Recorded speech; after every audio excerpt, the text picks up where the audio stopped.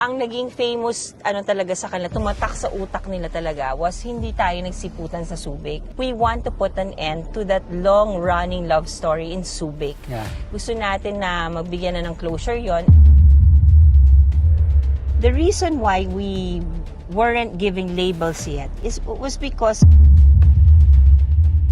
actually ako, binabalikan nila ako na, baka hindi na naman mag-work. Remember guys, I just have to remind you back.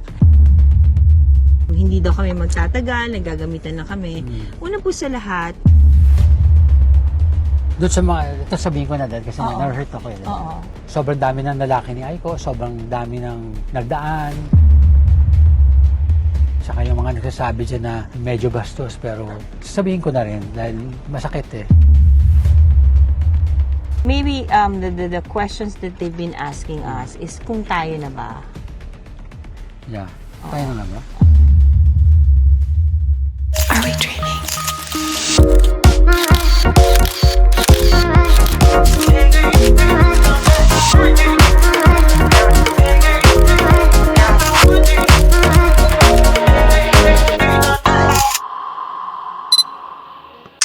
The one and only, One Big Bondok! Yee! Ano na? Kumusta ka na? Magkukwentuhan kami ulit. Formal. Magandang hapon po sa inyo, Miss Aiko. Very politician kang Miss Aiko na naman tawag mo sa akin. Visit ka. Ang tao sanay talaga sa akin sa sit-down interview, very formal. Pero nung nag-guest ka sa akin, nung nilasing mo ko, naging informal na ako. So parang iniisip nila parang, wow, ang dami mo nagawang bago sa akin, di ba? Talaga ba, Miss Aiko?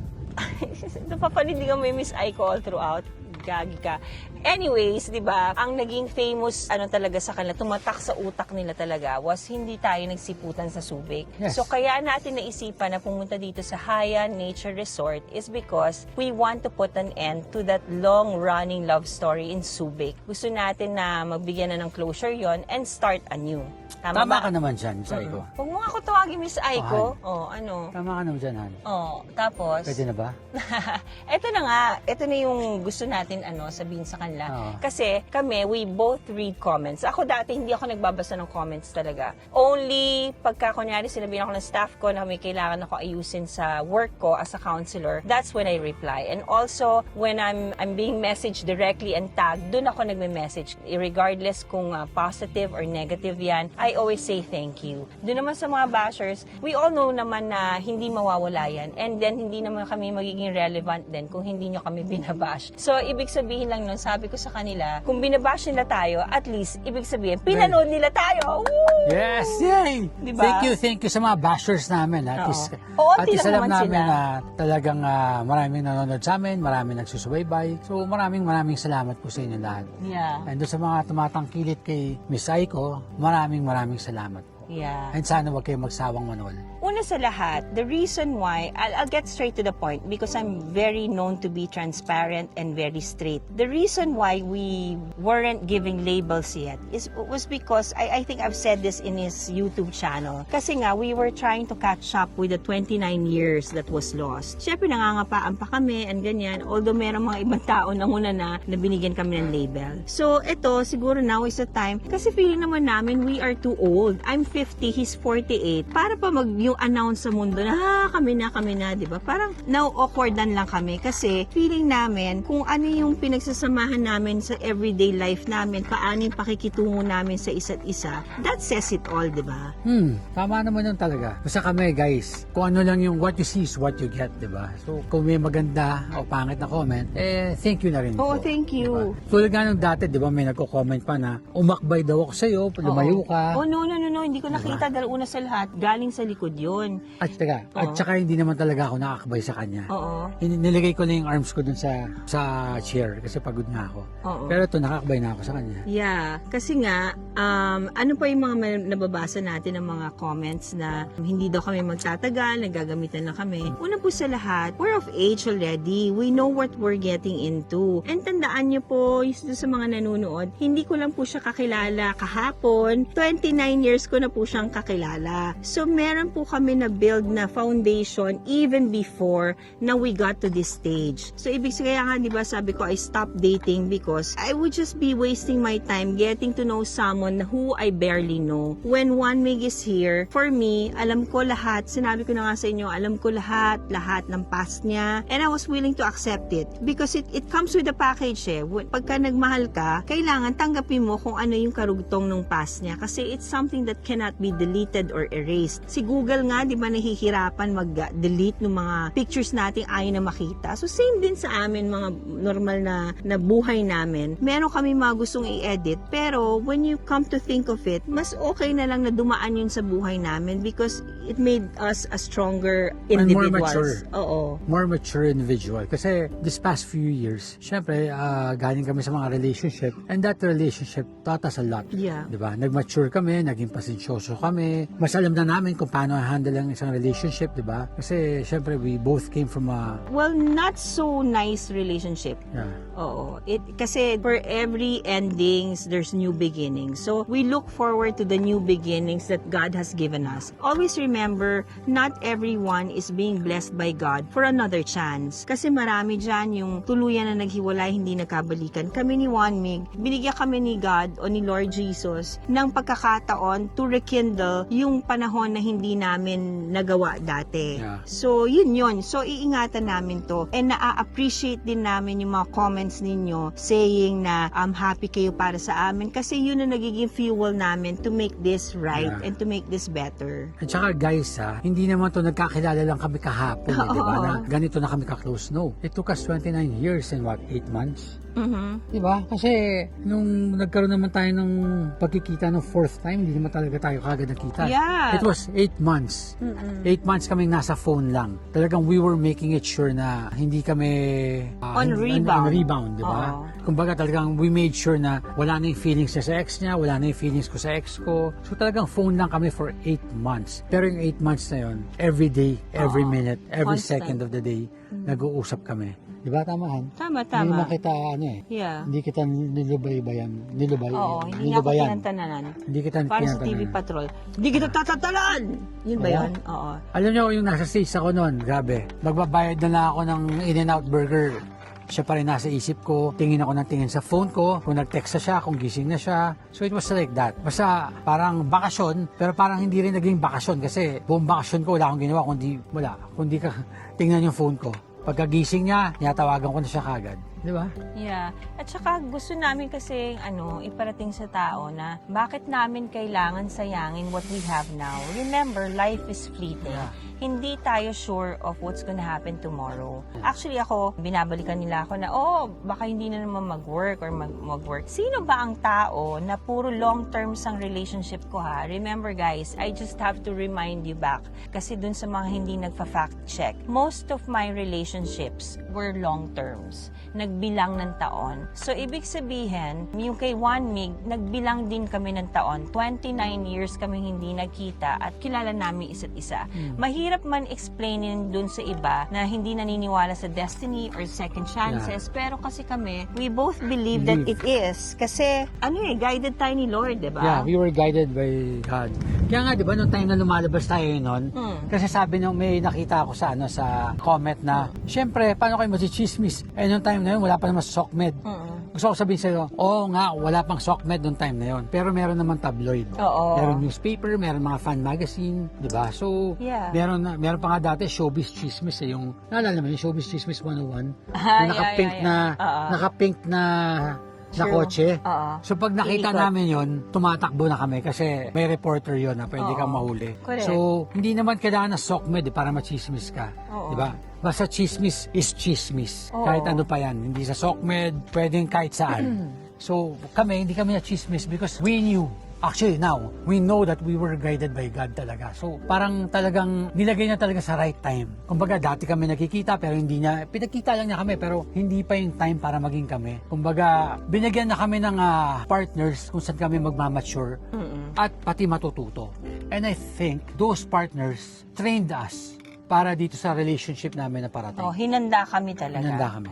Kaya nga ngayon, mas mature na kami, mas alam na namin kung paano i-handle yung relationship, and hindi kami nagmadali. Kasi pagdating ko galing States, Hindi pa kami nakita. Talagang hinihintay namin talaga yung first YouTube interview. Doon kami una nagkita. After nun, doon na, sunod-sunod na yung pagkikita namin. At saka, if I may add, napansin mo, bago itong lahat ng to inayos namin lahat. Like with my family, I introduced him with my kids, Andre, Martina, and my mom, my brother Angelo, Michiko, si Erica kasi hindi ko mapakilala dahil nasa US. So yung immediate family ko, pinakilala ko muna siya bago kami ngayon aabot sa punto na ito. And ikaw din, nakilala ko yung anak mo, yung parents mo, who's very, very kind and talagang gracious and in meeting me. So salamat po. And your kids, di ba? Salamat. So sa aming mga family, sa mga family namin, thank you for supporting us and thank you. At hindi nyo kami pinahirapan, pinagaan nyo ang lahat. And thank you for understanding our story.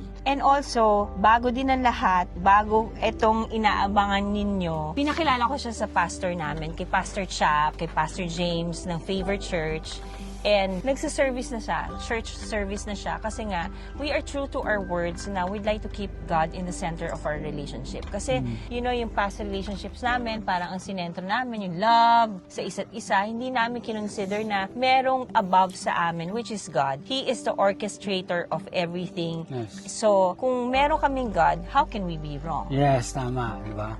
You can never be wrong with God and God will always be there. God's timing is the right timing. Sobra, hindi siya magkakamali talaga. Like kami ngayon, took us 29 years but it's okay. Dahil kasi we know this is blessed by God. Yeah. And since this is blessed by God, pinang-iingatan namin yon. Sobra. And bago kami may gawin, lagi namin pinagdadasal ang lahat. Bago matulog, bago kumain, and we stick to, yung pinag-usapan namin na pagka may konting argument, hindi namin pinatatagal. Kumbaga, hindi kami natutulog ng may problema. Inaayos namin kagad. Kasi pag pinatagal nyo yan, magdidrift lalo yung feelings sa isa't isa, lalayo. So yun ang iniiwasan namin. And we pray. Siyempre, iba pa rin yung guidance ni God. So, ayun. So, yung inintay nyo, ikaw na. Hindi, tsaka isa pa, doon sa mga, ito sabihin ko na dahil kasi na-hurt ako eh. Guys, tao lang naman, di ba? Na-hurt rin naman ako pagka nagko-comment kayo na sobrang dami ng lalaki ni Aiko, sobrang dami ng nagdaan. Lahat naman tayo, di ba, may mga past. Wala naman taong walang past eh, di ba? So, syempre, di ba, kung mahal nyo yung tao, kailangan nyo accept nyo yung past. Dahil na tayo dito nagkakamali. Wala naman hindi nagkakamali dito. So sana tigil-tigilan nyo na yung ganun, di ba? Tsaka yung mga nagsasabi dyan na medyo bastos, pero sasabihin ko na rin dahil masakit eh. Siyempre mahal ko yung tao, di ba? Parang ayoko naman makakita ng mga ganong comment. Yung mga can't please everyone. Nabembang, ganyan. I mean, hindi naman kami nandito para bumembang. I mean, pag mahal mo yung tao, hindi mo sabihin bembang, di ba? You make love to the person, but hindi bembang. So, sana tigilan nyo na yung mga ganun kasi hindi maganda eh. Saka isa pa, maraming nakakabasa mga bata. Yung bang gusto natin pahatid sa mga bata. Diba? Sipin nyo rin, bago kayo maglagay ng mga comment na kabastusan or walang katuturan, sana tingnan nyo rin muna yung mga batang makakabasa nito. Kasi we're setting a good example. So, yun. Sana you should also set a good example also. If wala naman kayong sasabihin maganda, wag na lang kayong mag-comment. Kasi we're just here to spread positivity and love, di ba? Yeah. Respeto. And yung mga political views nyo, respetuhin natin. Kasi kami nare-respeto naman namin yung political view nyo rin. So, respetuhin natin yung kay Aiko, respetuhin nyo rin sa akin. So, yun lang masasabi ko. Basta dito, let's just be positive. Magtulungan-tulungan tayo kung paano natin i-uplift ang lahat ng ang isa't isa. Kasi hindi na nga maganda nangyayari sa bansa natin, tapos gagatungan pa natin. So, we're just here to spread love in the air. Maging masaya na lang tayo kaysa mag-comment tayo ng mga pangit. Although, hindi naman namin sinasabing di ba? Okay mag-comment. Huwag kayo mag-comment. Okay lang mag-comment. Pero sana naman, maging maging careful kayo. Or mindful sa i-comment nyo. Kasi kayo, kahit mag-comment kayo ng masama sa amin, okay lang. Matandahan na kami, naintindihan namin yan. Pero sana isipin natin yung mga anak nyo, yung mga anak ng ibang tao na makakabasa ng comment. Hindi maganda. Hindi magandang example para sa future leaders ng ating bansa. Yeah. Diba? Maybe the questions that they've been asking us is kung tayo na ba? Yeah. Tayo na nga ba? Ayun. Binay ito ang lalaki. Actually kasi, di ba, sabi nga niya, di ba, nung last time nagtanong ako sa kanya, will you be my girlfriend? Sabi niya, abangan natin yan sa susunod na vlog. So ngayon guys, tatanong ko na, I mean, ito na naman, may maririnig na naman kami, oversharing. Oo, yeah. Diba? Isa pa yun. Kumbaga guys, hindi na namin alam kung saan kami paminsan lulugar. Basta kami, alam namin, totoo kami, hindi namin to ginagawa pang pelikula or pang teleserye. Actually, wala, di ba? Kung panonoorin niyo yung vlog ni Miss Aiko, ang sabi ko nga, wala naman akong balak mag-artista, di ba? So, I'm not using this para sumikat ulit. No. It's just that nagulat kami doon sa pagtanggap niyo doon sa unang vlog ni Miss Aiko na maraming naging positive. And maraming nangungulit for round 2, round 2. Wala naman kami plano talaga gawin yung round 2. Yeah, kasi maraming Diba? talaga nagtag sa amin. Pero dahil mahal namin kayo, might as well, we share our story para sa inyo. Kasi gusto namin kayo ma-inspire na it's never too late to love. Correct. Diba? Walang age na pinipili ang pagmamahal. Pwedeng 16, pwedeng, you'll never know eh. You'll never know. Iba-iba ang buhay natin eh, di ba? So, yun. So, respect lang guys. Sinabi naman namin na hindi kami bata eh. Nakakatawa nga eh. Sabi ko nga sa kanya, kung kailan kami tumanda, doon pa kami nagkaroon ng love team, di ba? But hindi naman namin nila-love team yung sarili namin. Pero thank you rin dahil siniship nyo kami. And I find it cute na may I1, Aiko, ewan ko. One Diba? mig. 1 mig or 1 mig Aiko. One So, Aiko. 1 mig Aiko. So, yeah. so yun. So, We appreciate it. We honestly, before we sleep on the phone, we talk about it. We're grateful. We are blessed by your comments and your subscription, and then by watching us. And your support means a lot to us. Yeah. So this is not oversharing. Maybe probably because we've been reading a lot of your comments and tagging us that you really want the truth, so we just give you the truth. Oo, so ito na yon, And we're happy. At least happy kayo. Yeah. Yun lang naman ang sa amin. Basta happy kayo, happy kami. Correct. So it's official. Yun na yon. So I'm pretty sure alam niyo naman. So it's official. Han. Ano, honey? Sope ako eh. Pero tanong ko na rin, para official na rin. Walang oversharing to guys ha. We just want to, gusto ko lang makita nyo. I-reenact mo. I-reenact ko lang. Para sa inyo. Hindi para sa amin, but para sa inyo. Di ba? So, Han. Will you marry me? Yun naman talaga. Akala ko will you be my girlfriend. Ba't naman muna naman? Sandali, hindi ako handa. Ano ba naman? Doon muna sa girlfriend. Sa girlfriend mo. Oo, ano ka ba? Yes! Yes! Yes.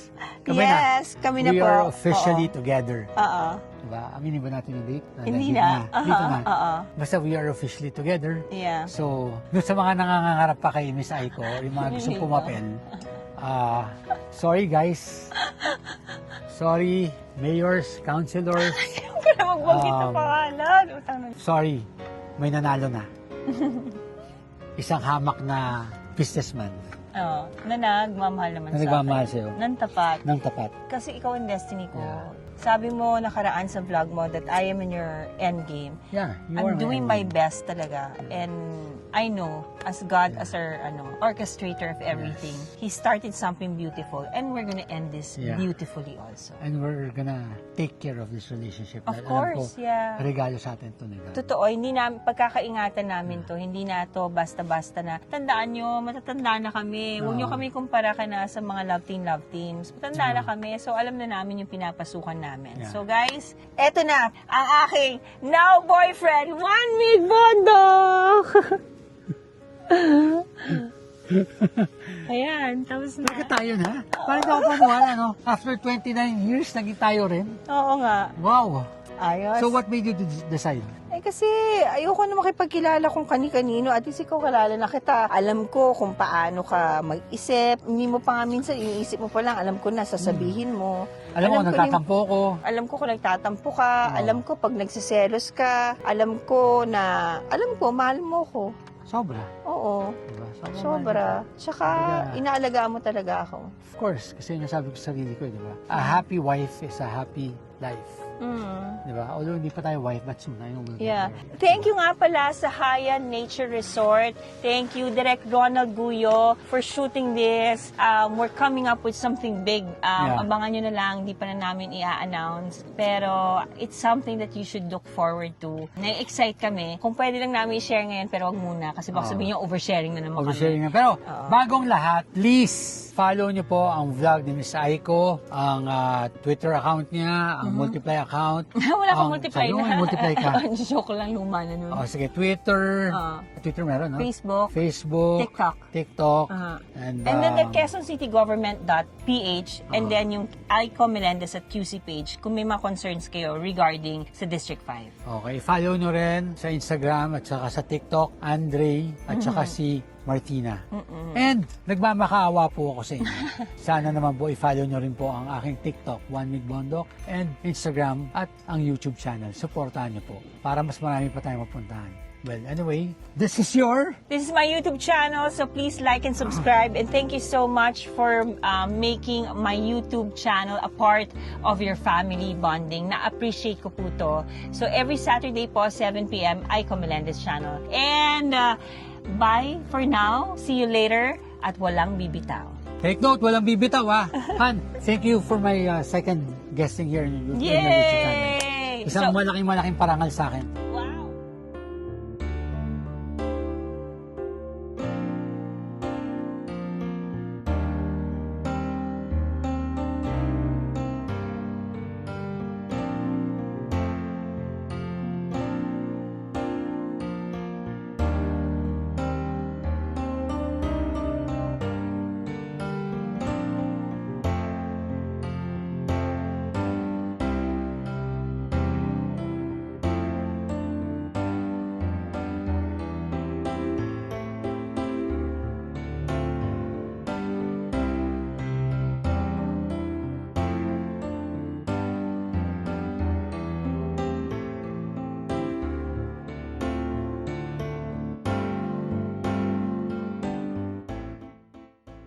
Are we dreaming?